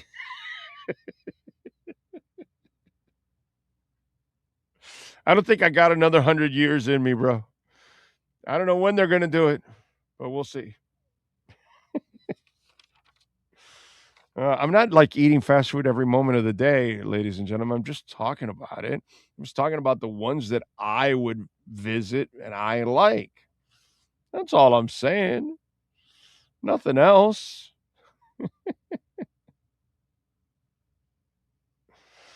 So J.J. McCarthy now, this is funny or sad for J.J. McCarthy. You know he's not even guaranteed after losing the number one spot, which we all knew that Kyler Murray was going to win that job. I mean, you've got to be pretty naive to think that Kyler Murray was not going to win. Plus, at least maybe, you know what? I shouldn't say that. I'm kind of talking from my point of view that I never believed in J.J. McCarthy for 1 second coming out of Michigan at all. I would have never drafted him in the first or second or third rounds. I did not believe in him. I thought he was a product of what he was around. That's what I thought, and that's what he's looked like. But right now, he's not even guaranteed the number 2 spot. So here's McConnell, the coach. Kevin O'Connell, I'm sorry, the coach. He's taken all the number 2 reps in practice, and he's done really well. But I want those guys feeling like they're competing. The philosophy around making our quarterback room competitive, that's what we want throughout the quarterback room. So that means no matter what he tells you about what he's done, he wants him to compete with Carson Wentz. Yeah, Carson Wentz, that guy. He's the number 3 there now. Well, he got some games in last year. And by the way, Carson Wentz proved that Kevin O'Connell is not God because he couldn't turn around Carson Wentz. And he really hasn't made McCarthy a quarterback either. But it's gotten so bad for McCarthy now that he is competing for the number 2 job. If you lose that job, do you just cut him? Why do you want that hanging around? hey, you guys picked this guy so high in the draft and he's now your number 3 quarterback, that's basically you've given up on him. I know you got to pay him, but man, how the mighty have fallen. A lot of people got suckered because I remember seeing a lot of people talk about him like yeah, he can be the guy and all that kind of stuff, and I just never saw it. Never. I do have a question for all of you out there. Is the Dan Campbell window still open? Because he lost his offensive coordinator and they took a couple of steps back. And all of a sudden, the Chicago Bears took 3 steps forward. So was the offensive coordinator the key? What has the raw stuff run out? Because I will tell you this. I was wrong about Dan Campbell. But if he doesn't turn the corner, then I end up becoming right about Dan Campbell. That he was a raw guy, and that only lasts for so long. Dan is now put to the test of trying to replace coordinators and trying to replace coaches and trying to prove that those coaches weren't the reason why you were successful. Because you can bite ankles and do all that stuff and say all the crazy stuff on the podium, but in the end, you still have to get it done on the field. And you've had your tin cup moments. I know we use it as a golf movie, but man, I have seen him do some tin cup shit when it comes to his coaching decisions. He hasn't been the brightest game day coach at times. That aggressive style has sometimes looked dumb, ignorant, not realistic, whatever adjective you want to use. So has the raw, has the whole Dan Campbell juice reached its peak? I think it has. Because I guess I'll stay with what I thought originally. Raw guys only have a certain shelf life. And bless him, he did a fantastic job finding the right assistant coaches. But the great coaches can actually continue to find assistant coaches. That's how they stay great. That's how the best of the best are there forever. They know how to turn over their coaching staff. They know how to turn over their players. They really know how to play that game because they're exceptional CEOs, not just coaches, not just communicators, not just X's and O's guys. Because you have to have all kinds of skill sets to be a great head coach. But one of them is that CEO of being able to replace good people that you're going to lose, because success will breed that loss. Unfortunately, that's the monster that you're dealing with. I'm interested to see what happens there with Dan Campbell, because that's a story that now, while it was trending this way, now it's trending in the other direction. And can he change the direction that it's headed in? We're going to find out. We are definitely going to find out. All right, Cash App or Venmo at Cash Big O Show. That is Cash Big O Show. Cash App or Venmo. The 2026 Toyota Corolla LE, you can get it at Toyota of Hollywood at $199 a month for 36 months. The Toyota Camry, that's the car I drive every day, $259 a month for 36 months. The Toyota Tacoma SR5, $279 a month for 36 months. The Corolla Cross, that is such a groovy vehicle. The engineers there at Toyota, they got so creative with the Corolla. $279 a month for 36 months. The RAV4, it has grown into just an absolutely awesome SUV. $299 a month for 36 months. The Forerunner, $369 a month for 36 months. Get on down there. Tell them that Big O sent you. They will take care of you, my friends, at Toyota of Hollywood. Le Tub Burgers is good, but that's not included in this. It's not a fast food.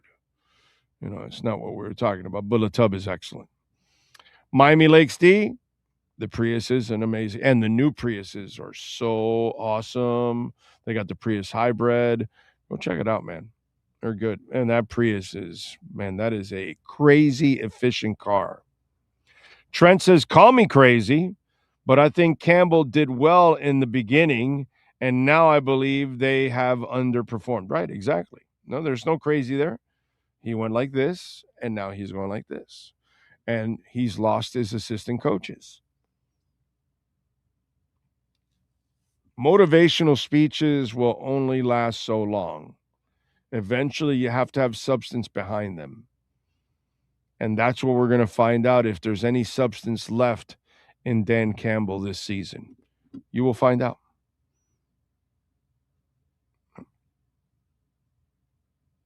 All right. Oh, let's see. Bitcoin's at 72,186. The Dow is down 459 points. The S&P is down 35. The NASDAQ is up 2, and SpaceX is down 9 now. So trending the other way.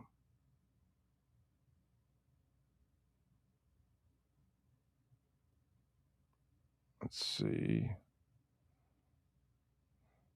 All right. I love when you get like a text out of nowhere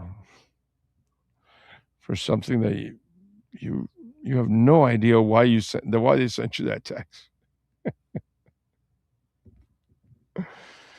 I got a price to remodel my bathroom. It was $34,000. I'm just going to keep my old bathroom. Oh man. Yeah, things are expensive nowadays, dude. Nothing is cheap now, dude. At all. Nothing is cheap. Yeah. That's it. All right. What else do we have? We talk about Dan Campbell fading, right? I got another one for you. And I wonder if and I'm a big fan of his, but I can understand people saying the same thing now. Are things fading for Deion Sanders?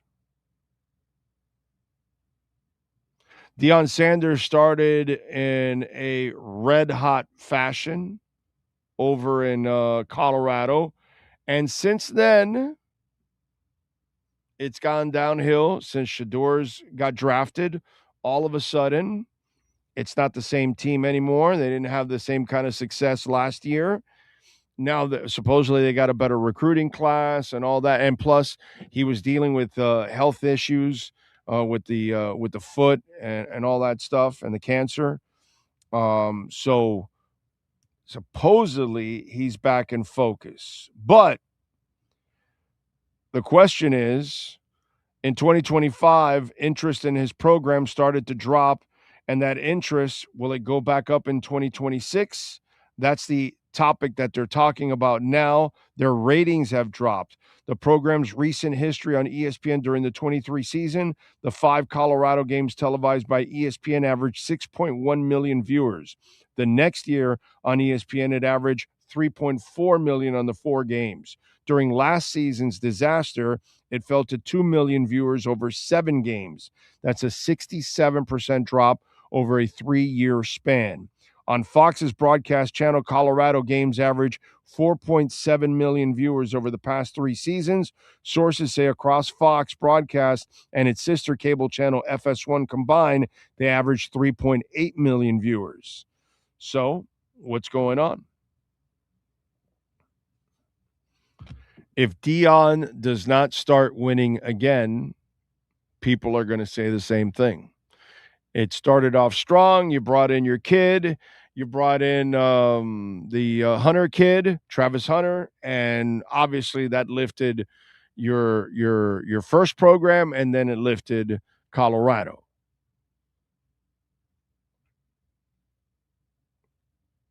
Jackson State is one thing. Colorado's a whole other monster.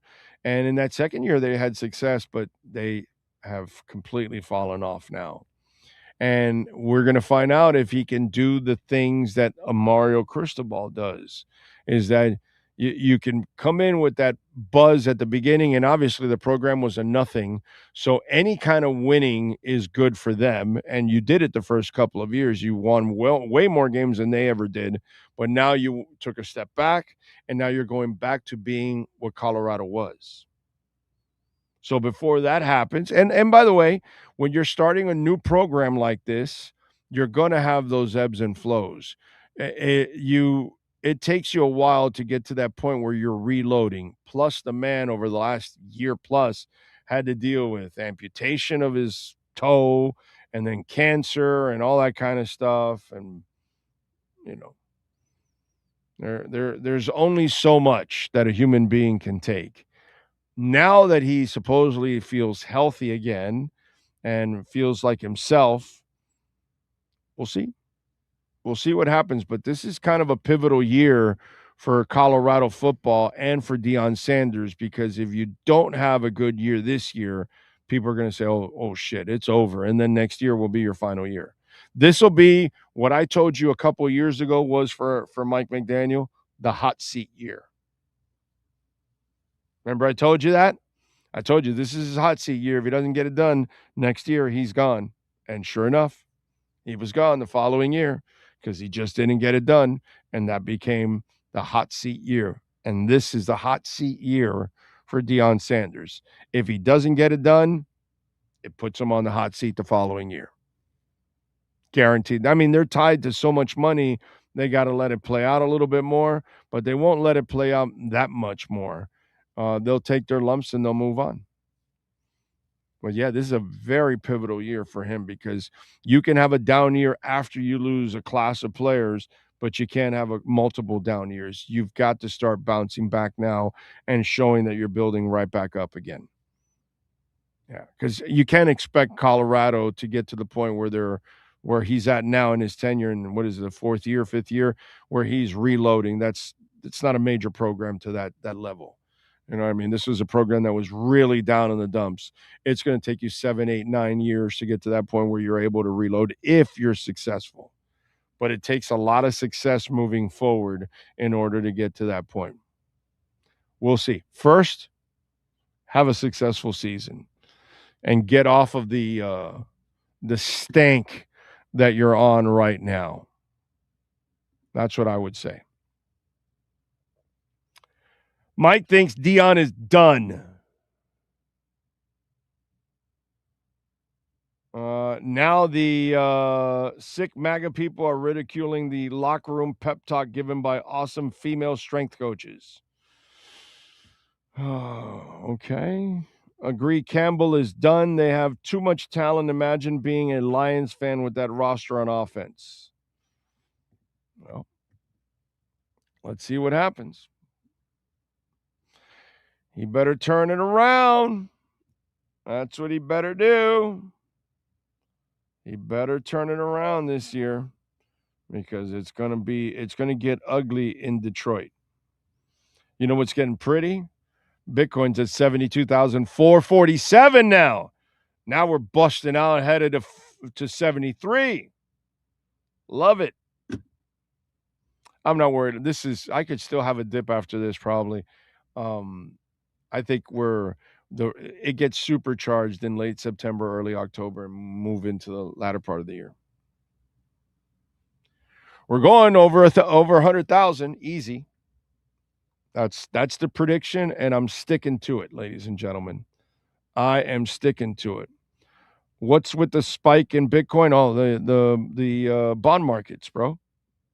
And people are getting smart, and they're figuring it out that they're printing everything else, and everything's getting devalued, and the war continues, and oil prices are spiking, and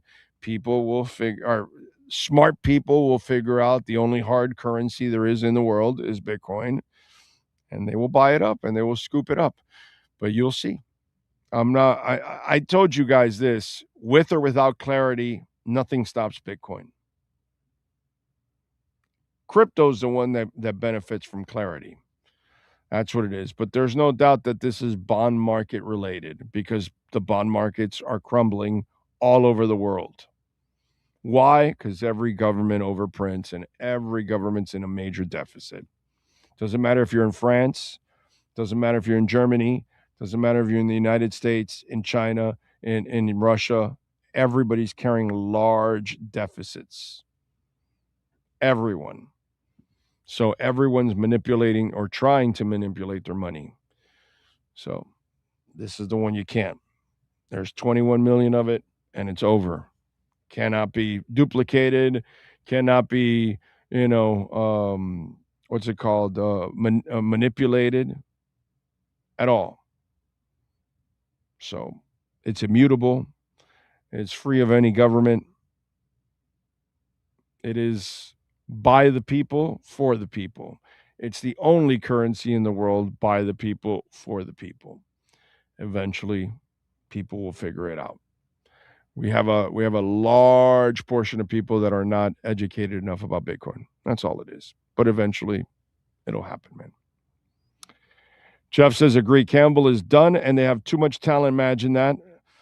With the, Dan Campbell window closed. So we got a bunch of people thinking that the Dan Campbell window is closing, and it kind of looks like it is closing.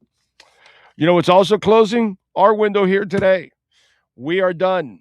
We are headed to noon. We appreciate all of you for tuning in. Those of you that hit the like button, thank you, thank you, thank you. Please hit the like button before you go.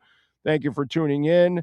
We will be back with David Furones live at some point, so make sure you tune in, and we'll talk to you in a bit. Thank you.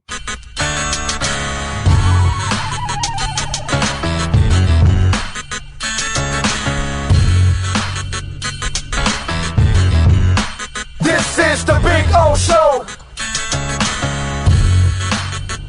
This is the Big O Show.